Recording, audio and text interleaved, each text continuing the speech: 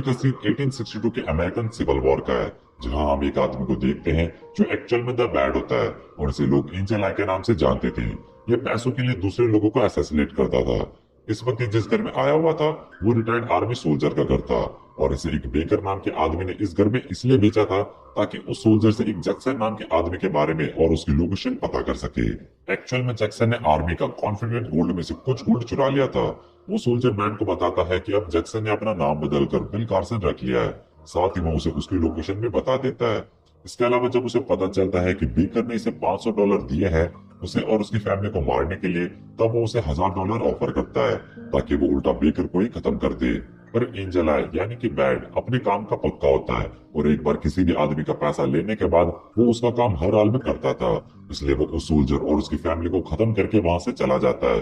फिर वो बेकर के पास आता है जिसने उसे उस सोल्जर को मारने का काम दिया था। वो बेकर को बताता है कि उस सोल्जर ने उस आदमी का नाम बिल कार्सन बताया था। यहाँ एंजल आई को पता चल जाता है कि एक्चुअल में जो बिल कार्सन है उसके पास सोने के सिक्कों से भरा हुआ खजाना जो उसने आर्मी से चुराया था उसकी जानकारी थी। इसलिए बेकर ने उसे उस सोल्जर के पास भेजा था ताकि वो बिल कार्सन के बारे में इंफॉर्मेशन निकलवा सके। फिर एंजल आई उस बेकर को भी मार देता है ताकि इस खजाने के बारे में किसी को कुछ पता ही न चले और उस खजाने की जानकारी पाने के लिए वो बिल कार्सन को ढूंढने निकल पड़ता है। अगले सीन में हम द उंगली को देखते हैं जिसका नाम टूको होता है और ये 15 राज्यों में क्रिमिनल है जो चोरी लूटपाट और डकैती जैसे काम किया करता था। इसी वजह से ये मोस्ट वांटेड क्रिमिनल्स की लिस्ट में भी मौजूद है और इसके सर पर पुलिस ने 2000 का इनाम भी रखा हुआ था। फिर हम द गुड को देखते हैं जिसकी नजर जब टूको पर पड़ती है तो वो उसे पकड़कर पुलिस के हवाले कर देता है और अपने $2000 का इनाम लेकर वहां से चला जाता है। अब चूंकि टूको वांटेड्स की लिस्ट में था, साथ ही एक बहुत बड़ा डकैती भी, तो ऐसे लोगों को पुलिस सिर्फ फांसी की सजा ही देती थी।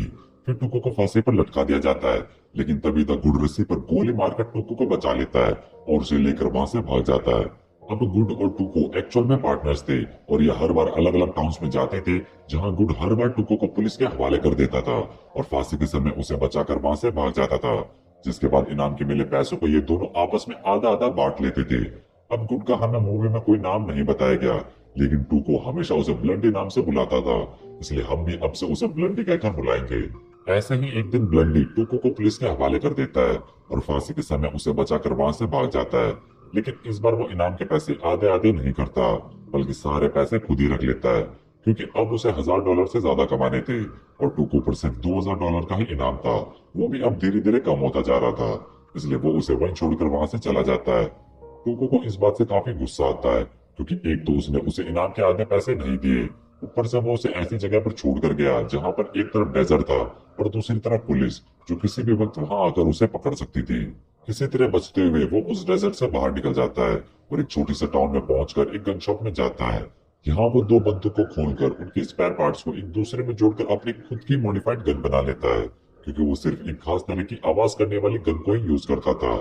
फिर वो अपने दोस्तों के खुफिया अड्डे पर पहुंच जाता है, जहां वो अपने दोस्तों को ब्लंडी के बारे में बताता है कि कैसे उसने धोखा दिया और उसे उसके इनाम के पैसे दिए बगैर उसे डेजर्ट में छोड़कर चला गया। जिसके बाद अब टूको अपने दोस्तों के साथ मिलकर ब्लंडी को मारने जाता है, जहां इस वक्त ब्लंडी एक होटल के रूम में था। लेकिन वो काफी होशियार था, वो बड़ी आसानी से टूको के सभी दोस्तों को मार देता है। तभी टूको पीछे से आकर ब्लंडी को गन की नोक पर रखता है, क्योंकि वो दरवाजे से नहीं बल्कि खिड़की की तरफ से अंदर आया था। फिर वो उसे एक रस्सी देकर खुद को फांसी पर लटकाने के लिए बोलता है और मजबूरन ब्लंडी को उसकी बात माननी पड़ती है। पर अब चूंकि सिविल वॉर का वक्त था, जिस वजह से एक तोप का गोला सीधे होटल पर आकर लगता है, जिस कारण टूको सीधे नीचे जा गिरता है और मौका देखकर ब्लंडी वहां से भाग गया था।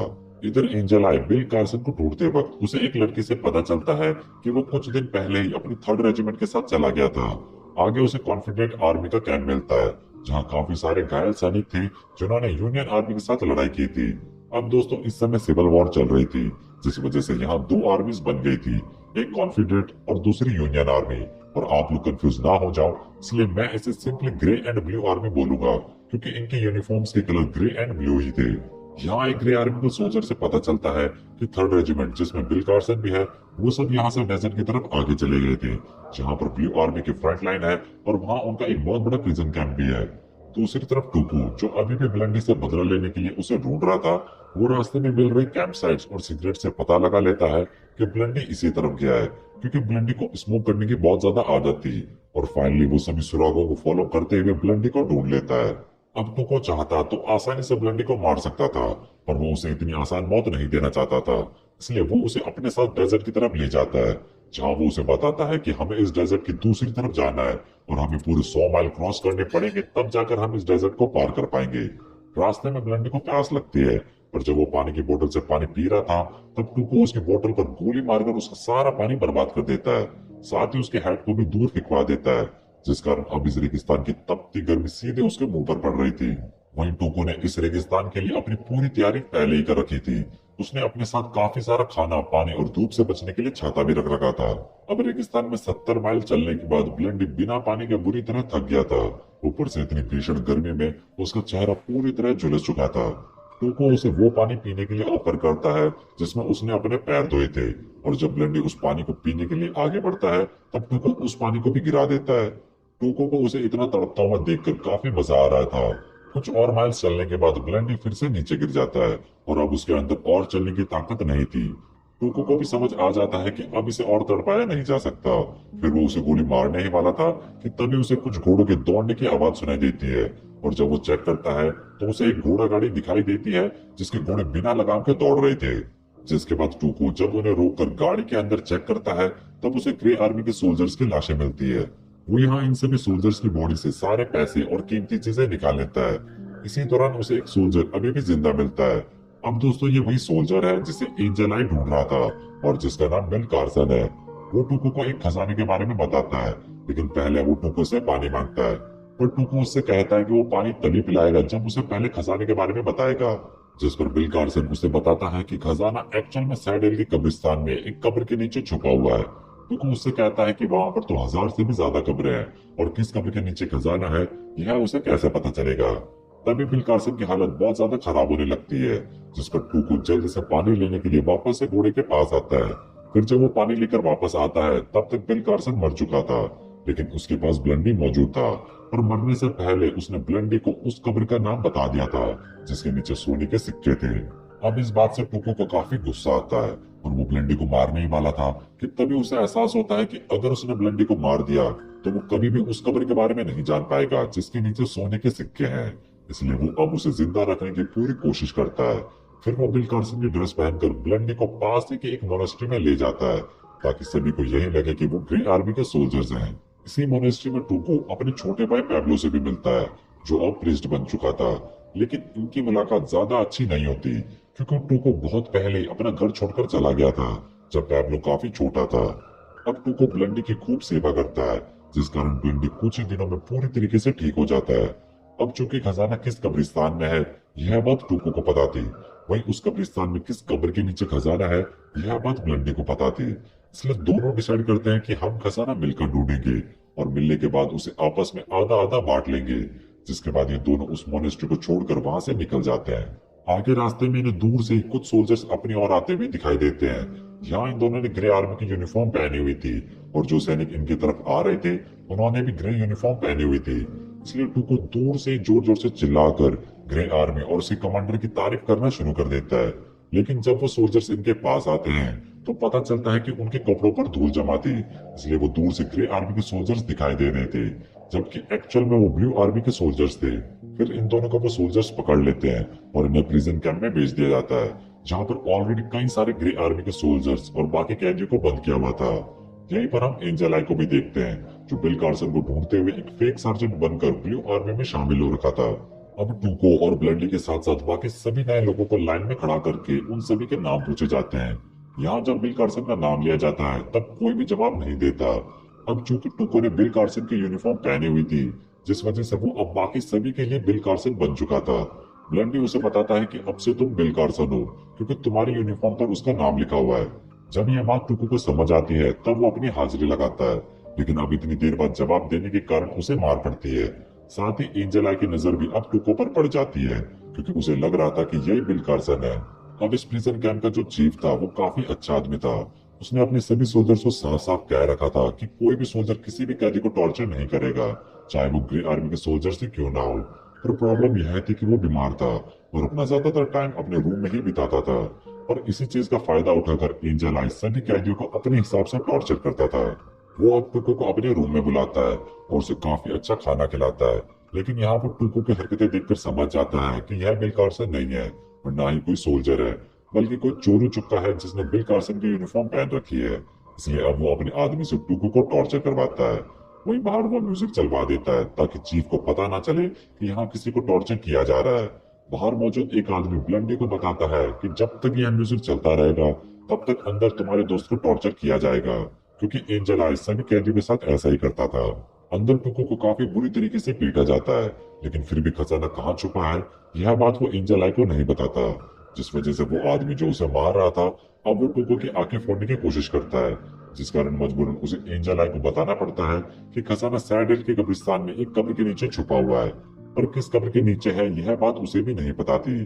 फिर वो ब्लंडी का नाम लेता है कि उसे पता है कि किस कब्र के नीचे खजाना है, जिसके बाद अब ब्लंडी को अंदर बुलाया जाता है। एंजेला ब्लंडी को देखकर समझ जाता है कि चाहे इसे कितना भी टॉर्चर कर लो यह नहीं बताएगा, इसलिए वो उसे ऑफर देता है कि अगर वो हमें खजाने तक पहुंचने में मदद करेगा तो बदले में उसे जिंदा छोड़ दिया जाएगा। इसके अलावा उसे खजाने में से भी कुछ हिस्सा दिया जाएगा और ब्लंडी यह ऑफर एक्सेप्ट कर लेता है। फिर एंजेला ब्लंडी और अपने कुछ आदमी को साथ लेकर उस कब्रिस्तान की तरफ निकल जाता है जहाँ पर खजाना था। इधर एंजेला का हैचमैन टूको को अपने साथ ले जाता है ताकि उसे कैंप से बाहर ले जाकर मार सके। ट्रेन में जब टूको बाकी कैदियों के साथ होता है तब वो वहां से भागने की कोशिश करता है, पर दिक्कत यह थी कि उसका हाथ चेन से हैचमैन के हाथ से बंधा हुआ था। वो हैचमैन से कहता है कि मुझे टॉयलेट करनी है, जिस पर हैचमैन उसे ट्रेन के दरवाजे के पास ले जाता है ताकि वो चलती ट्रेन से बाहर टॉयलेट कर सके। पर तभी अचानक से टूको ट्रेन से बाहर कूद जाता है, साथ ही उसका हाथ हैचमैन के हाथ से बंधा हुआ था, इसलिए वो भी उसके साथ साथ नीचे गिर जाता है। फिर टूको जल्दी से हैचमैन का सर एक पत्थर पर पटक पटक कर उसे वही मार गिराता है, लेकिन उसका हाथ अब भी हैचमैन के हाथ से बंधा हुआ था, जिस वजह से वो कहीं जा नहीं सकता था। इसलिए वो ट्रेन की पटरी के बगल में लेट जाता है और इंतजार करता है दूसरी ट्रेन के वापस आने का। जब एक दूसरी ट्रेन वहां से गुजरती है तब उसकी चेन टूट जाती है, जिसके बाद टूको जल्द से भागकर उसी ट्रेन में बैठ जाता है। दूसरी तरफ एंजेला और ब्लंडी आगे बढ़ते हुए एक ऐसे टाउन में पहुंचते हैं जहां वॉर की वजह से लोग इस टाउन को छोड़कर जा रहे थे। साथ ही यहाँ से ब्लू आर्मी की बटालियन वॉर लड़ने के लिए इसी टाउन से गुजर रही थी। वो लोग कुछ देर आराम करने के लिए इसी टाउन में रुक जाते हैं। वहीं हम देखते हैं कि टूको भी इसी टाउन में आ गया था, जहां वो नहाने के लिए एक अबंडन घर में घुस जाता है। नहाते वक्त उसका एक पुराना दुश्मन उसे अपनी गन पॉइंट पर रख लेता है, लेकिन टूको चालाकी से उसी आदमी को गोली मार देता है। उसकी गन की आवाज ब्लंडी को भी सुनाई देती है, जिससे वो समझ जाता है कि टूको भी इसी टाउन में है, क्योंकि टूको अपनी खुद की मॉडिफाइड गन को ही यूज करता था, जिससे गोली चलने पर एक अलग तरह की आवाज आती थी। फिर ब्लंडी टूको को ढूंढने के लिए बाहर चला जाता है और उसे जाता हुआ देखकर एंजेला उसके पीछे अपना एक आदमी भेज देता है, लेकिन ब्लंडी को यह बात पता थी, इसलिए मौका देखकर वो उस आदमी को मार देता है। जिसके बाद वो टूको से मिलता है और उसे बताता है कि एंजेला अपने आदमी के साथ इसी टाउन में है। फिर ये दोनों मिलकर डिसाइड करते हैं एंजेला और उसके आदमी को मारने का। वहीं एंजेला को भी जब अपने आदमी की लाश मिलती है तब वो भी अपने आदमी को ब्लंडी के पीछे लगा देता है। ब्लंडी और टूको दोनों मिलकर एंजेला के सभी आदमियों को ठिकाने लगा देते हैं, और जब वो उसकी तरफ बढ़ते हैं तो पता चलता है कि वो पहले ही यहाँ से भाग गया था और उसने उन दोनों के लिए एक लेटर छोड़ा हुआ था जिसमें लिखा हुआ था कि जल्द ही मुलाकात होगी। अब टूको और ब्लंडी दोनों फिर से खजाने को पाने के लिए सैडेल की तरफ आगे बढ़ जाते हैं। आगे जाने पर इनका सामना ब्लू आर्मी के सोल्जर से होता है, जो इन्हें पकड़कर इनके कैप्टन के पास ले जाते हैं। एक्चुअल में यहाँ पर वॉर चल रही थी, जहाँ पर एक तरफ ब्लू आर्मी थी तो दूसरी तरफ ग्रे आर्मी। इस वक्त ये दोनों आर्मी बीच में बने एक पुल के लिए लड़ रही थी कि आखिर कौन इस पुल को पहले अपने कब्जे में लेगा। हालांकि ब्लू आर्मी का कैप्टन इस पुल को ही डिस्ट्रॉय करना चाहता था ताकि ये वॉर ही खत्म हो जाए, क्योंकि उसे पता था कि इस लड़ाई में दोनों तरह के कई सोल्जर्स मारे जाएंगे। लेकिन हाई कमांड से उसे ऑर्डर मिला था कि हर हाल में उसे इस पुल को अपने कब्जे में करना है, जिसके बाद दोनों आर्मीज इस पुल को अपने कब्जे में करने के लिए आपस में भिड़ जाती है, जिस कारण दोनों ही तरफ काफी ज्यादा डिस्ट्रक्शन होता है और बहुत सारे सोल्जर्स मारे जाते हैं। इस वॉर में ब्लू आर्मी का कैप्टन भी बुरी तरीके से घायल हो जाता है। अब ब्लंडी और टूको डिसाइड करते हैं कि वो इस पुल को बॉम्ब से उड़ा देंगे, क्योंकि सैडेल का कब्रिस्तान जहाँ पर खजाना है वो नदी की दूसरी तरफ था और वहां ये तब तक नहीं जा सकते थे जब तक कि यह वॉर खत्म ना हो जाए। इसके अलावा यह कैप्टन की आखिरी इच्छा पूरी करने के लिए भी इस ब्रिज को उड़ाना चाहते थे। फिर ये दोनों एक्सप्लोजिव से भरी एक पेटी को लेकर सबसे छुपते छुपाते ब्रिज तक ले आते हैं और उसके नीचे चारों तरफ एक्सप्लोजिव बिछा देते हैं। इसी दौरान ब्लंडी कहता है कि हमें अपने सीक्रेट्स एक दूसरे को बता देना चाहिए ताकि हम दोनों एक दूसरे पर भरोसा कर सके। टूको उस कब्रिस्तान का नाम ब्लंडी को बता देता है, वहीं वो भी टूकू को बता देता है कि खजाना आर्क स्टैंडर्ड नाम की कब्र के नीचे है। जिसके बाद अब ये दोनों मिलकर उस ब्रिज को उड़ा देते हैं। ब्रिज के ब्लास्ट होते ही ब्लू आर्मी का कैप्टन अपनी आखिरी पल खुशी से बिताता है और इस दुनिया को हमेशा हमेशा के लिए अलविदा कह देता है। वहीं दोनों आर्मीज के बीच की वॉर भी खत्म हो जाती है, क्योंकि जिस ब्रिज के लिए ये लड़ रहे थे अब वो ब्रिज ही नहीं रहा। जिसके बाद अब ये दोनों नदी पार करके दूसरी तरफ आ गए थे। ब्लंडी यहाँ देखता है कि ग्रे आर्मी का सोल्जर अभी भी जिंदा था और अपनी आखिरी सांसें ले रहा था। वो उस सोल्जर को अपना कोट उड़ा देता है और आखिरी बार उसे स्मोक करवाता है। इसी दौरान टूको मौका देखकर वहां बंदे एक घोड़े को लेकर भाग जाता है, लेकिन ब्लंडी उस पर कैनन फायर कर देता है, जिससे वो नीचे गिर जाता है। तभी टूको देखता है कि वो सैंडल के कब्रिस्तान में पहुंच गया था, जहाँ पर हजारों कब्रें थी। फिर वो कई देर तक लगातार भागते हुए आर्क स्टैंटन नाम की कब्र को ढूंढता है और फाइनली उसे वो कब्र मिल जाती है। लेकिन तभी ब्लंडी भी अब तक यहाँ पहुंच गया था और वो टूको को गन पॉइंट पर रखकर जल्दी से कब्र को खोदने को बोलता है। पर तभी अचानक से एंजेला भी अब तक यहाँ पहुंच गया था और वो उन दोनों को गन पॉइंट पर रखकर कब्र को खोदने को बोलता है। लेकिन ब्लंडी ऐसा नहीं करता, जिस पर एंजेला कहता है कि अगर उसने उसकी बात नहीं मानी तो वो उसे गोली मार देगा। जिस पर ब्लंडी जवाब देता है कि अगर मैं मर गया तो तुम कभी भी खजाने तक नहीं पहुंच पाओगे। फिर वो कब्र को खोलकर दिखाता है तो उसमें सिर्फ एक कंकाल पड़ा हुआ था और कोई भी खजाना नहीं होता। ब्लंडी एक पत्थर पर उस कब्र का नाम जिसके नीचे खजाना है वह लिखकर टूको और एंजेला दोनों को गन फाइट के लिए चैलेंज करता है, ताकि जो भी इन तीनों में जिंदा बचेगा उसे वो खजाना मिल जाएगा। यहाँ टूको और ब्लंडी दोनों एक साथ एंजेला की तरफ गोली चलाते हैं, जहाँ टूको को पता चलता है कि उसकी गन में तो बुलेट्स ही नहीं है। लेकिन ब्लंडी की गोली सीधे एंजेला को जाकर लगती है, जिससे उसकी वही मौत हो जाती है। अब पता चलता है कि ब्लंडी ने पिछली रात को ही टूको की गन खाली कर दी थी, क्योंकि उसे उस पर विश्वास नहीं था। फिर वो टूको को आर्क स्टैंटन के ठीक सामने वाली कब्र जिसका कोई नाम नहीं था उसे खोदने को बोलता है, क्योंकि बिल कार्सन ने मरने से पहले यही बताया था कि आर्क स्टैंटन के सामने वाली अननोन कब्र के नीचे खजाना छुपा हुआ है। इसी वजह से उसने पत्थर के नीचे भी कोई नाम नहीं लिखा था, क्योंकि उस कब्र का कोई नाम ही नहीं था। जब टूको उस कब्र को खोदता है तो उसे अंदर 8 सोने के सिक्कों से भरी हुई बैग्स मिलती है, जिन्हें देखकर टूको बहुत ज्यादा खुश हो जाता है। और तभी ब्लंडी उसे गन पॉइंट पर रखकर एक फांसी के फंदे पर लटकने के लिए मजबूर करता है, ठीक वैसे ही जैसा पहले टूको ने उसके साथ किया था। फिर वो उसके दोनों हाथों को रस्सी से बांध देता है, जिसके बाद वो सिक्कों से भरी हुई 4 बैग्स अपने लिए लेता है, तो वही 4 बैग्स टूको के लिए वहीं छोड़कर वहां से चला जाता है। उसके जाने के बाद टूको को काफी प्रॉब्लम हो रही थी और उसे देखकर लग रहा था कि वो ज्यादा देर तक अपने आप को बैलेंस नहीं रख पाएगा। तभी ब्लंडी बहुत दूर से टूको की रस्सी पर अपना निशाना लगाता है और गोली मारकर उसके गले की रस्सी काट देता है। जिसके बाद टूको ब्लंडी को बहुत गंदी गालियां देता है और इसी के साथ यह मूवी यहीं पर एंड हो जाती है।